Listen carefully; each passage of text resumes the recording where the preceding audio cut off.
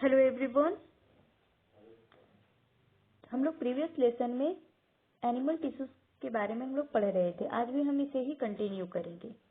हम लोग previous lesson में देखे थे कि एनिमल टिश्यूज को 4 कैटेगरी में क्लासिफाई किया गया है। First one is epithelial tissues, second one is connective tissues, third one is muscular tissues and the last one is nervous tissues. Epithelial tissues के बारे में भी हम लोग पढ़े थे कि एपिथेलियल टिश्यूज जो है वो किस तरह का टिश्यूज होता है। ये कवरिंग में हेल्प करते हैं और ये प्रोटेक्शन प्रोवाइड करता है। ठीक है।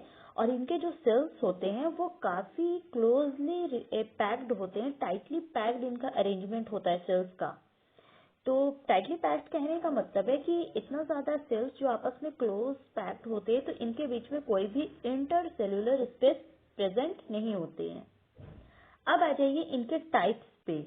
तो एपिथेलियल टिश्यूज का जो टाइप्स है, ये आपके फर्स्ट इनका जो टाइप्स हो जाएगा वो है स्क्वैमस एपिथेलियम।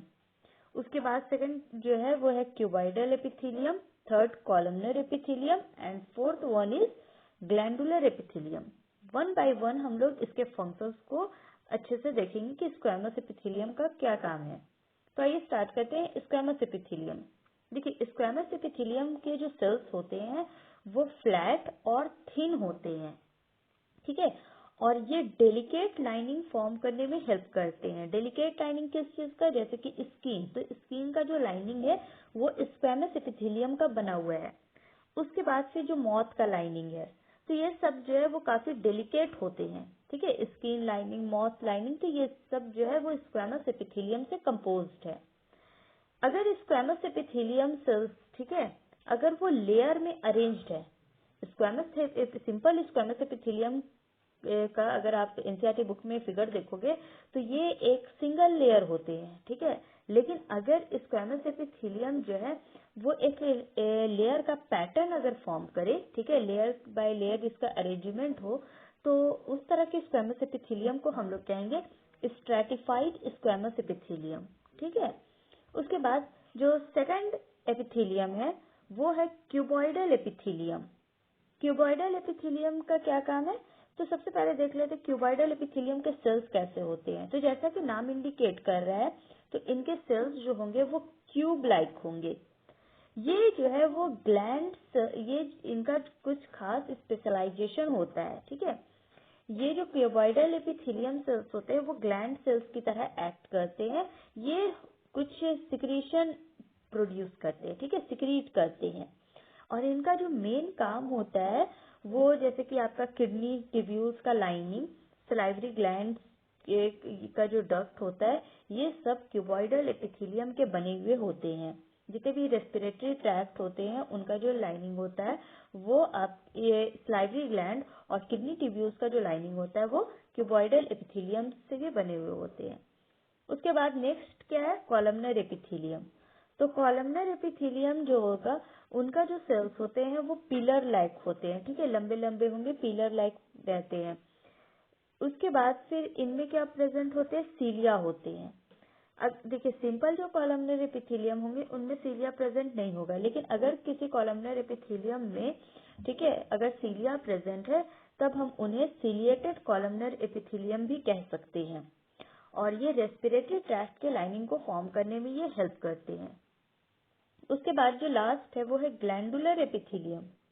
ये ग्लैंड, जो भी ग्लैंड होता है, ठीक है, तो ग्लैंड का जो लाइनिंग होता है ये एक ग्लैंडुलर एपिथेलियम के बने हुए होते हैं। और इनका खास फंक्शंस होता है कि ये ग्लैंड सेल्स की तरह एक्ट करते हैं और ये सिक्रीशन सिक्रीट करते हैं। ठीक है। तो ये आपका हो जाएगा ग्लैंडुलर एपिथेलियम का फंक्शन। उसके बाद नेक्स्ट जो टिश्यूज है एनिमल टिश्यूज, वो क्या है, कनेक्टिव टिश्यूज।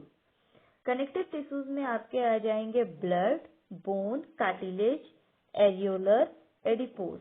ये सारे जो है वो कनेक्टिव टिश्यूज हैं।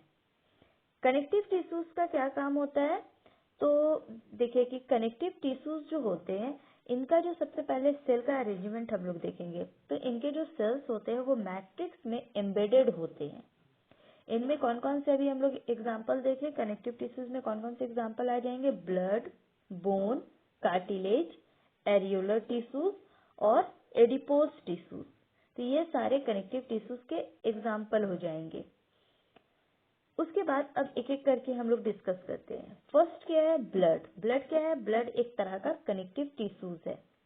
ब्लड में जो मैट्रिक्स होते हैं, ठीक है, तो मैट्रिक्स जो होगा वो फ्लूइड के रूप में भी हो सकता है और हार्ड मैट्रिक्स भी हो सकते हैं।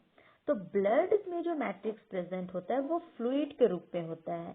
इनमें जो मैट्रिक्स होते हैं वो प्लाज्मा होता है। प्लाज्मा क्या कंटेन करेगा, प्लाज्मा जो है, प्लाज्मा में आरबीसीज प्रेजेंट होंगे, डब्ल्यूबीसीज प्रेजेंट होंगे और प्लेटलेट्स होंगे। ब्लड का मेन फंक्शन होता है मटेरियल के ट्रांसपोर्टेशन में हेल्प करना। उसके बाद सेकंड जो है वो है बोन, ठीक है। तो बोन क्या है, बोन भी एक तरह का कनेक्टिव टिश्यूज है और इनमें किस तरह के मैट्रिक्स प्रेजेंट होते हैं, इनमें हार्ड मैट्रिक्स प्रेजेंट होता है, ठीक है। और इनका जो मैट्रिक्स है वो कैल्शियम और फास्फोरस कंपाउंड के बने हुए होते हैं। बोन का मेन फंक्शन क्या होता है, तो बोन जो है बॉडी को सपोर्ट प्रोवाइड करता है। अगर हमारे बॉडी में बोन नहीं रहते तो हम खड़े नहीं हो पाते, हम बैठ नहीं पाते, ठीक है। और ये मसल्स को एंकर करता है। उसके बाद फिर है मसल्स को जो एंकरिंग कर रहे हैं, तो मसल्स को एंकरिंग किसके मदद से कर पाते हैं, लिगामेंट्स और टेंडन्स के हेल्प से। उसके बाद है कि सेकंड जो है वो है कार्टिलेज। कार्टिलेज में भी सॉलिड मैट्रिक्स प्रेजेंट होते हैं और इनका जो मैट्रिक्स है वो प्रोटीन्स और शुगर के बने हुए होते हैं।